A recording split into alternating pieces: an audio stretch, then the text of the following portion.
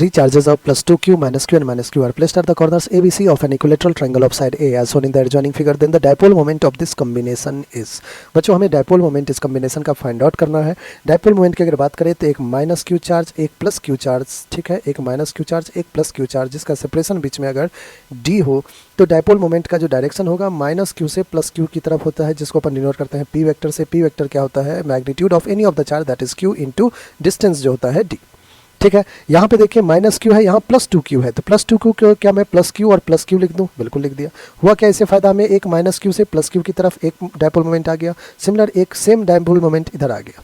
ठीक है, तो दो डायपोल मोमेंट यहाँ पे दो सिस्टम है, तो एक p इधर दूसरा p इधर, सारा देखिए साइड इक्वल है तो ये 60 डिग्री हो गया. तो जो नेट डायपोल मोमेंट होगा बच्चों वो कुछ इस डायरेक्शन में होगा. हमें इस कॉम्बिनेशन का dipole moment that is P net find करना है. पी नेट के लिए वही वेक्टर का यूज करेंगे अपन. Dipole moment 1 that is p का square plus dipole moment 2 that is p का स्क्वायर प्लस का 2 times of dipole moment 1 into 2 into cos of angle theta. Theta is 60 degree. So under root of p square plus p square 2 p square plus का 2 p square cos 60 1/2 2 cancel, that is root का 3 P square हो गया.